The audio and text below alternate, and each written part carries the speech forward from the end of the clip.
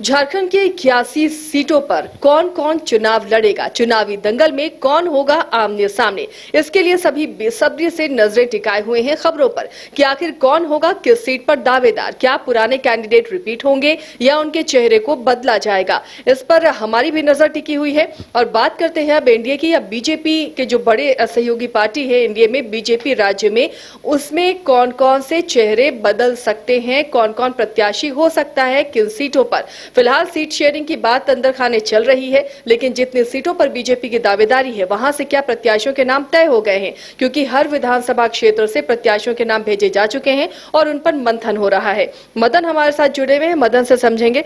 मदन, क्या बीजेपी ने प्रत्याशियों के नाम तय कर लिए हैं और आखिर कब तक वो सूची सामने आएगी?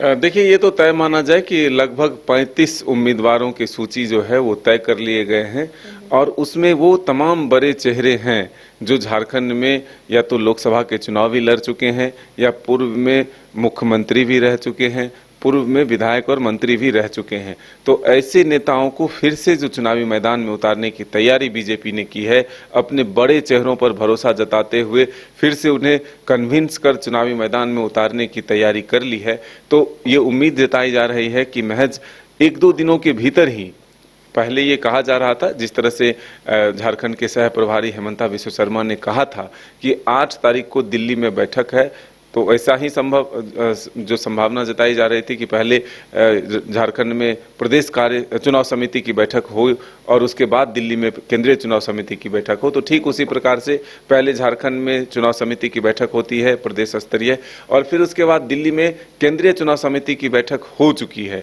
तो ये पहले ही बीजेपी ने रायशुमारी के माध्यम से 81 विधानसभा क्षेत्रों से 3-3 नाम जो है अपने उम्मीदवारों के मंगवाए थे और उसके बाद उसमें से सिलेक्शन कर 3 नाम जो है वो केंद्रीय चुनाव समिति को भेज दिए जाते हैं। तो तमाम जो दावेदार हैं, जो उम्मीदवार हैं, भावी प्रत्याशी हैं, उनकी धड़कनें जो है वो तेज होती हुई नजर आ रही है।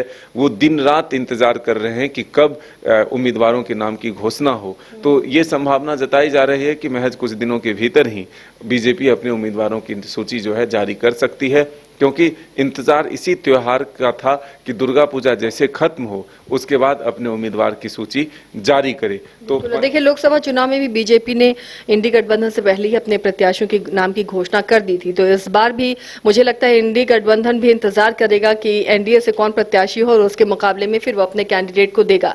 लेकिन इन सब के बीच मदन, क्या इस बार जो प्रत्याशियों का चयन हो रहा है, जातीय समीकरण को कितनी तवज्जो दी जा रही है? देखिए, ये तो अब राजनीति का एक महत्वपूर्ण हिस्सा हो गया है कि उम्मीदवारों का चयन जाति के आधार पर ही हो रहा है, क्योंकि जिस क्षेत्र में जिस जाति का वोटर सबसे अधिक हो उस जाति के उम्मीदवार का चयन होता है। अब ऐसा भी नहीं है कि हर जगह यही होता है, लेकिन अधिकतर जगहों पर यही फॉर्मूला अब अपनाया जा रहा है, जिससे कि ये उम्मीद की जाती है कि उस जाति का वोट उन्हें मिल जाएगा और वो जीत आसानी से हासिल करेंगे। तो पहला फॉर्मूला जो है ये जातीय आधार ही होता है उम्मीदवार के चयन के लिए। तो एक ये होगा, दूसरा लोकप्रियता और फिर तीसरा काम। जो आप अगर बीजेपी ने एक फॉर्मूला और लागू किया है कि अपने सिटिंग विधायकों की सीट नहीं काटने जा रही है।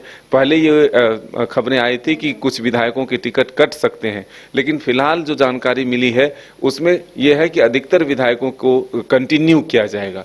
तो अब पार्टी का ये फैसला है, आखिरी वक्त में भी क्या होते हैं, कौन से परिस्थितियां बनती है, कौन सी ऐसी स्थिति बनती है जिसकी वजह से उम्मीदवार का चयन और बदलाव दोनों किया जाता है। आप देख सकते हैं कि सुनील सोरेन दुमका में लोकसभा के उम्मीदवार घोषित कर दिए गए, लेकिन बाद में फिर से वहां से सीता सोरेन को उम्मीदवार बनाया गया। तो राजनीति में परिस्थिति के हिसाब से चीजें बदलती रहती है, लेकिन जो अब तक फॉर्मूला आया है सामने उम्मीदवारों के चयन का, तो उसमें ये माना जा रहा है कि जो सिटिंग विधायक हैं वो कंटिन्यू करेंगे और नए चेहरों को भी कुछ जगहों पर मौका मिल सकता है, और जो पुराने पार्टी के दिग्गज नेता हैं उनको भी चुनावी मैदान में उतारने की तैयारी है। तो लगभग 30 से 35 उम्मीदवारों की सूची जो है पहले चरण में जारी होने की संभावना है।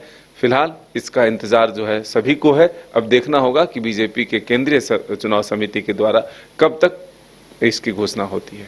चलिए, तो ये लगातार हम भी नजर बनाए रखेंगे कि क्या चुनाव के तारीखों की घोषणा से पहले बीजेपी अपने कैंडिडेट की घोषणा करती है या फिर चुनाव की तारीखों का इंतजार हो रहा है, उसके बाद अपने कैंडिडेट की घोषणा की जाएगी। लेकिन इस बार भी इंडी गठबंधन से पहले एनडीए गठबंधन के ही प्रत्याशियों के नाम सामने आएंगे, ये तो कन्फर्म है। हमारी नजर लगातार सियासी हलचल पर बनी हुई है। आप भी देखते रहिए न्यूज़ 22 को।